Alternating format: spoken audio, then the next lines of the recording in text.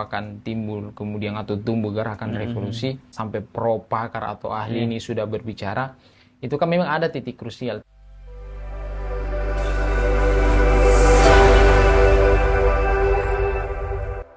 Pak Ketua, Siap. ya kita ngobrol lagi. Iya. Setelah kemarin kita ngobrol soal apakah presiden dan ASN itu boleh berkampanye, Iya. soal efeknya juga, Betul. jangka panjangnya dan seterusnya.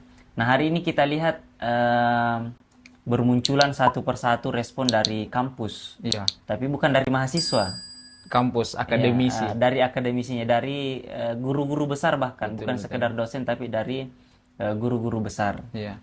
Tapi yang cukup mengejutkan, karena saya kira ini tidak terlalu mengejutkan kalau kalau kampus merespon, karena memang secara norma harusnya memang kampus punya kebebasan akademik Iya, untuk betul. menyampaikan semacam kritik, sumbang saran dan seterusnya. Tapi yang bagi saya secara pribadi agak bertanya-tanya, yang pertama soal waktu ya, kenapa baru sekarang? Nanti mungkin Pak Ketua bisa kasih analisa, kenapa baru sekarang ini guru-guru besar atau kampus merespon gitu?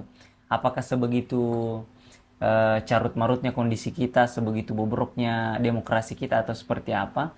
Atau mungkin ada kalkulasi-kalkulasi lain di belakang itu? Iya.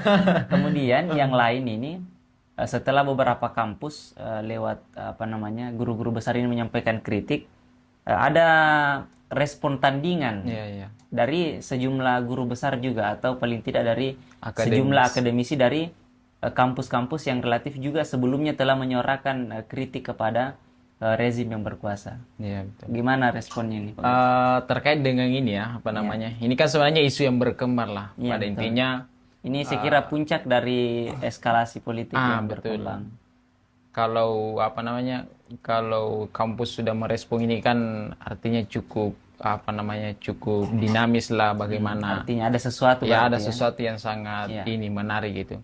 Sehingga yang pertama mungkin kita tetap harus berkaca bahwa ada momen di 2024 ini yang kurang lebih sekitar 2 pekan lagi atau 14 hari kita akan mendapatkan. Kurang. Ya, kurang Iya, lebih. iya, kurang. Sehingga kemudian, betul tadi pertanyaannya, saya juga bertanya-tanya kenapa sampai kemudian baru bermunculan semua di Baru media-media. sekarang gitu Baru ya? sekarang. Andaikan mungkin dari 2014 mulai ada analisa-analisa atau analisis-analisis dari akademis terkait dengan bagaimana demokrasi terus berjalan. Ya. Artinya kan saya mau melihatnya pada konteks pertanyaan itu, kenapa baru sekarang? Kenapa baru sekarang? Soal salah tidak salah itu kan bukan konteks, bukan soal salah atau tidaknya, tapi pertanyaan bahwa kenapa harus sekarang? Apakah di balik itu ada yang mendorong mereka untuk membuat pernyataan bahwa harus dikritik gini Jokowi dengan banyak keadaan, banyak dinamika mulai dari soal mahkamah, konstitusi dan lain-lain sebagainya. Tapi di sisi lain ada semacam petisi tandingan. Iya. Kalau disebutkan dalam Tempo itu kan ada 17 akademis yang kemudian merespon buat petisi tandingan gitu. ya. Dan itu dari kampus negeri dan swasta se-Indonesia juga, yang diklaim se-Indonesia juga bahwa demokrasi di masa kepemimpinan Jokowi itu baik-baik saja. Yang sebelumnya sudah dikritik bahwa sedang tidak baik-baik yang saja. sebelumnya sudah dikritik bahwa diklaim bahwa profesor-profesor dari kampus-kampus di Indonesia, termasuk di kita di Unhas di sini, termasuk di Makassar, saya salah satu di sosial itu Unhas, yang menyatakan bahwa demokrasi ini perlu untuk distabilkan gitu. Ada yang cacat, ada yang perlu diperbaiki di masa kepemimpinan Jokowi selama 2020 selama kepemimpinan sampai 2024 ini. Sehingga kemudian dari konteks pertanyaan itu tadi, saya melihat bahwa itu salah satu sebagian daripada demokrasi. Oke. Itu bagian Dan dari Pak Jokowi mengakui itu bahwa itu hak kebebasan Iya betul, orang, itu hak dan kebebasan orang. Cuma bagi saya mau memberikan ini juga bahwa di sisi lain kita sebagai mahasiswa juga mengatakan bahwa bertanya-tanya juga. bertanya-tanya juga kenapa sampai kemudian baru detik-detik ini gitu. Atau bahasanya mungkin ini menjelang pesta demokrasi. Kalau ini sebelum-sebelumnya baru ini. gimana? Kalau Apakah sebelum kau melihat tidak kalau sebelum-sebelumnya seperti kan, sekarang ini ya? ya saya sebelum-sebelumnya itu nggak melihat ada respon misalnya profesor atau kampus misalnya Sampai menyatakan buat petisi bahwa iya sampai ada petisi gitu, nggak ada. Mm-mm. Paling yang buat kan gerakan-gerakan komunitas organisasi kepemudaan yang paling buat begitu. Tapi kalau dari sisi akademis itu baru beberapa hari ini ada. Bahkan kan yang petisi tandingan itu tanggal 2 Iya, iya. Februari kemarin kan. Hari ini? Tidak, yang petisi tandingan. Oh iya, petisi Nah tandingan ini ya. kan sangat bagi saya, kalau baru sekarang muncul ini pertanyaan Sangat itu perlu politis. ini ya, sangat politis banget. Bisa dikatakan bahwa ada yang kemudian punya kepentingan untuk mendorong itu. Mm-mm. Andaikan misalnya secara akademik memang demokrasi ini Dipermasalahkan gitu dipermasalahkan, harusnya mulai dari kepemimpinan Jokowi itu, misalnya setiap tahun 1 tahun kepemimpinan Jokowi, bagaimana demokrasi berjalan. Iya. Harusnya kan di situ kampus-kampus mengkritik, Pak Jokowi, nah, bahasa kasarnya gitu kurang lebih. Iya. Pak Jokowi 1 tahun kepemimpinan Anda perlu anda ini evaluasi tentang ini. 1 tahun lagi atau minimal 5 tahun karena beliau kan sudah 2 periode. Jadi misalnya 2019 dievaluasi, apa yang kemudian perlu dievaluasi? Tapi kan itu nggak ada. Iya. Di 2019 kan kita nggak lihat bahwa ada kampus yang merespon bahwa Palingan mahasiswa demokrasi. ya Tapi yang merespon itu hanya mahasiswa saja, gerakan mahasiswa gerakan mahasiswa eksternal kampus ya, Iya, organisasi ekstra dan internal yang merespon bahwa demokrasi catat di kepemimpinan Jokowi. Tapi secara kampus-kampus di Indonesia tidak ada pernyataan di 2019 kan. Tidak ada pernyataan seperti hari ini bahwa Iya. demokrasi cacat, demokrasi perlu diperbaiki, dinormalisasi kembali ke amanah sebagaimana konstitusi atau undang-undang kita 1945. Ini kan bagi saya itu sangat politis lah sikap. Tapi bagaimana seperti kalau misalnya ini dikatakan, anggaplah kan respon ya, berarti Iya, sebab betul, akibat. betul. So. Anggaplah misalnya kalau dikatakan kenapa di sebelum-sebelumnya misalnya 2-3 tahun yang lalu tidak dikritik memang gitu kan pemerintahan yang berkuasa. Kalau misalnya dikatakan karena ya mungkin semacam kesalahannya masih biasa-biasa Iya, saja. mungkin baru sekarang ya. Ini sekarang sudah berlebihan, Iya. mungkin. Sudah keluar dari koridor yang artinya sudah sangat tidak wajar lah gitu. Iya.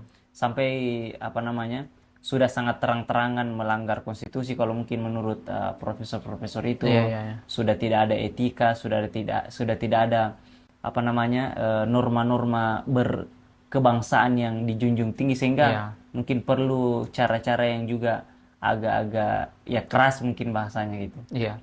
Kalau kita mau bicara kenapa tidak sebelum-sebelumnya, Iya. nyatanya kan dan realitanya di masa kepemimpinan Jokowi ini banyak yang kemudian undang-undang yang dihadirkan kan, atau RUU misalnya, kayak RUU PKS, Omnibus Law, Jiwasraya. Ini kan bicara soal pada konteks hukum atau bagaimana kemudian konstitusi. Nah ini kan kalau bicara demokrasi itu kan semua pada konteks demokrasi. Iya, demokrasi betul. Karena mau membuat satu aturan, mau membuat satu undang-undang yang kemudian mau diberlakukan di negara kita di masa kepemimpinan Pak Jokowi. Tapi kan nggak ada pernah pernyataan misalnya dari kampus misalnya bahwa undang-undang Omnibus Law ini tidak pro dengan rakyat misalnya. Rancangan undang-undang UPKS misalnya. Ini kan nggak ada yang secara misalnya kampus langsung ini nggak ada yang membuat pernyataan-pernyataan yang sekuat sampai hari ini, misalnya prop se-Indonesia yang kemudian membuat pernyataan ini, kan nggak ada. Sehingga kemudian harusnya kan dari setiap kebijakan dari kepemimpinan Pak Jokowi itu harus direspon. Kalau bisa kampus itu betul-betul kawas setiap tahun bagi saya ya. Kalau memang kita betul-betul memang mau mengawal demokrasi secara akademis. Jadi kampus itu setiap tahun kalau ada misalnya undang-undang yang kemudian bagaimana kampus merespon itu.